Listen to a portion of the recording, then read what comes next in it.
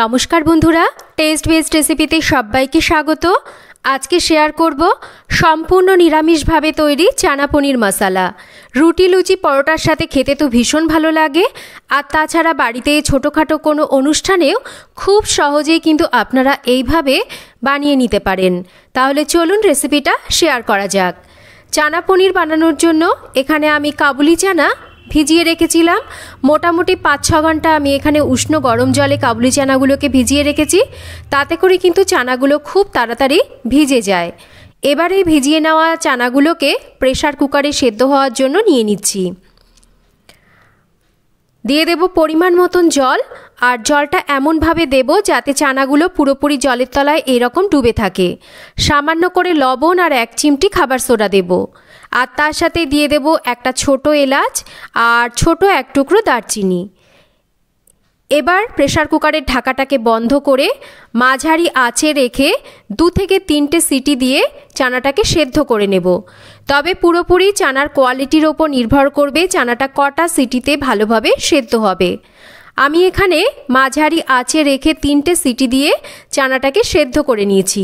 Pressure cooker ঠান্ডা হয়ে গেলে আমি প্রেসার কুকারের ঢাকাটাকে খুলে নিচ্ছি, আর দেখুন আমি একটু দেখিয়ে দিচ্ছি চানাটা কিন্তু পারফেক্টলি সেদ্ধ হয়েছে। তো একটা চানা আমি একটু ভেঙে দেখিয়ে দিচ্ছি। চানাটাকে ঠিক এই রকম আঙুলের মাঝে নিয়ে একটু চাপ দিলেই সুন্দরভাবে এরকম ভেঙে যাবে। তো চানা আমাদের ঠিক এইভাবে সেদ্ধ করতে হবে। আর আমি যেহেতু এখানে 1 চিমটি খাবার সোডা দিয়েছি, এতে করে কিন্তু চানাগুলো খুব তাড়াতাড়ি সেদ্ধ হয়ে যায়, আর চানার টেস্টটাও কিন্তু ভালো আসে। এবার সেদ্ধ করে নেওয়া জল থেকে চানাগুলোকে ছেঁকে আলাদা করে নেব, আর জলটাকে কিন্তু রান্নায় ব্যবহার করব। তো সবার প্রথমে একটা মশলা তৈরি করব। তার জন্য নিয়ে নিচ্ছি 1 টেবিল চামচ পোস্ত, 7-8টা কাজু, 2 টেবিল চামচ টক দই, আর তার সাথে নিয়েছি একটা মাঝারি মাপের টমেটো, তার সাথে 1 ইঞ্চি আদা আর 3টে কাঁচা লঙ্কা। অবশ্যই করে ঝালটা আপনারা নিজেদের স্বাদ মতন এখানে ব্যবহার করবেন। তো সবার প্রথমে এখানে পোস্ত আর কাজুটাকে শুকনোভাবে একটু গুঁড়ো করে নেওয়ার পর বাদবাকি সমস্ত মশলা দিয়ে একটা মিহি পেস্ট তৈরি করে নেব। এতে করে কিন্তু মশলাটা খুব ভালোভাবে মিহিভাবে বাটা হবে। এবার রান্নাটা শুরু করা যাক। তার জন্য তেল ভালোভাবে গরম করে নেব, আর তেল খুব ভালোভাবে গরম হয়ে গেলে এবার কেটে নেওয়া পনিরের টুকরোগুলোকে হালকা করে ভেজে নেব।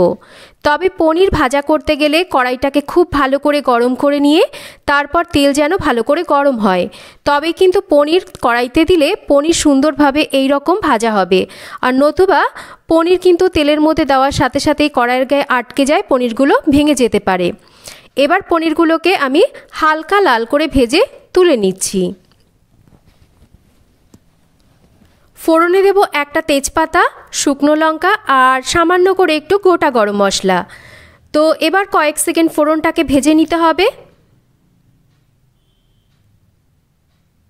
কয়েক সেকেন্ড ফোড়ন ভেজে নেওয়ার পর এবার বেটে নেওয়া মশলাটাকে দিয়ে তার সাথে দিয়ে দেব স্বাদ মতন লবণ আর পরিমাণ মতন হলুদ গুঁড়ো।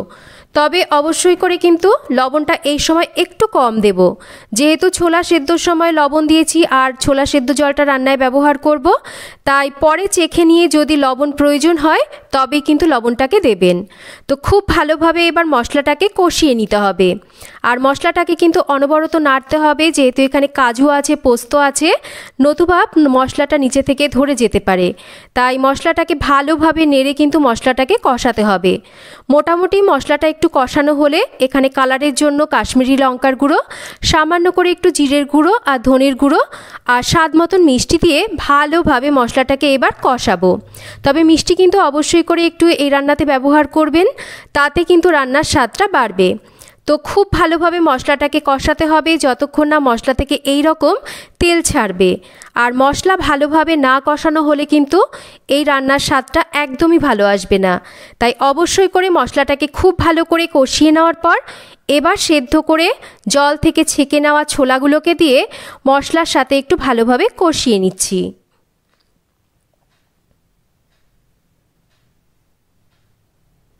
তো একটু ভালোভাবে মশলার সাথে ছোলাগুলোকে কষিয়ে নিয়েছি। এবার এর মধ্যে দিয়ে দেব ছোলা সেদ্ধ করে নেওয়া জল।